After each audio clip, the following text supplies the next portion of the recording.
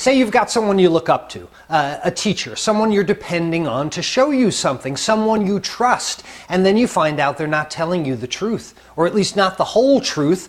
Well, if you're depending on new kitchen culinary skills being taught by a book, know now that the book is lying to you, or at least it's not telling you the whole truth. It's not telling you everything about cooking meals at home. So if you've been trying to learn how to cook by recipes, hopefully this doesn't shake your faith entirely, and you say, I can't even cook water now because I want to restore your faith. Recipes are good. Recipes are useful for duplicating meals that you like. They're useful for duplicating restaurant meals or for getting new ideas on what to cook. But again, there are things that recipes tell you. There are things that recipes don't tell you. I've got my cookbook, I don't call them recipe books, my cookbook collection up here, and I've pulled out a few that I want to share with you to show you what your recipe is not telling you. And especially so with these cookbooks that are put out by specific companies. This is the Land O'Lakes cookbook, and it's got plenty of brand names in here that would suggest,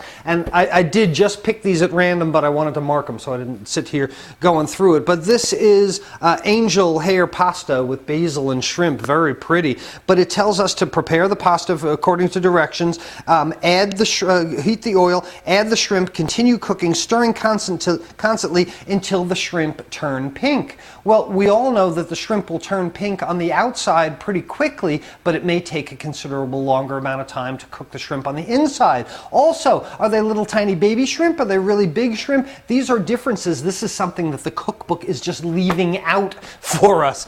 It doesn't teach us how to cook. It gives us a few steps in their prescribed way. But in that particular instance, you have to know how to cook shrimp as a method and apply it into their recipe book. Here's another one. This is the Great American Favorites recipe, and these are my Great American Favorites because they're so intent on putting their name brands in here. They really don't talk about cooking process. This is broccoli and pasta, and of course cook the broccoli according to directions. Heat the Crisco oil in a medium skillet. Add the onion, parsley, and anchovy paste, optional together.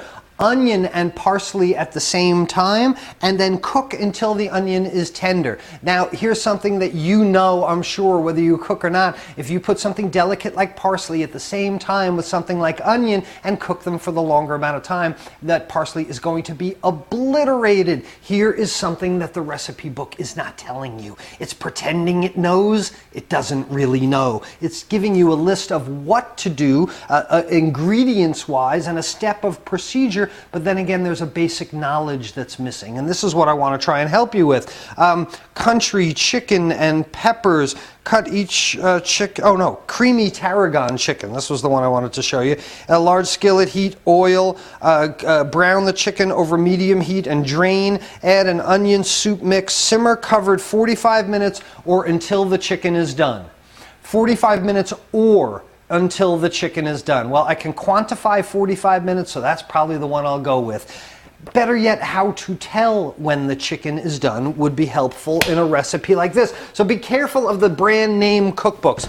You might ask, so Chef Todd, well, what do you like? Well, again, not a recipe book, but a cookbook. Things that are going to tell me how to do things and give me different combinations of ingredients. I find that Bible is in the title of a lot of the books that I have. The Sauce Bible.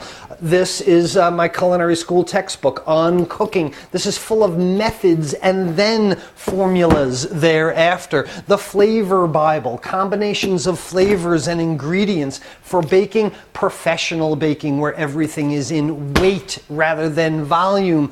And then the other thing that I like to do with collecting cookbooks that are going to help me be smarter than the cookbooks is very specific things. So I might collect an American place for specific American cooking. Celebrate San Antonio because I want to do Southwest. Tropical cooking because I want to do Caribbean. The New Orleans cookbook because I want to cook in that style. If I want to duplicate recipes from restaurants, seek recipe secrets. So specific things, not these general Land O'Lakes books. So if your recipe is lying to you and you can't trust your cookbook, cookbook, what do? Well, you have to be smarter than your cookbook. You have to know when it's lying to you. You have to know when it's pretending that it knows and it really doesn't. You have to know when the cookbook is leaving something out.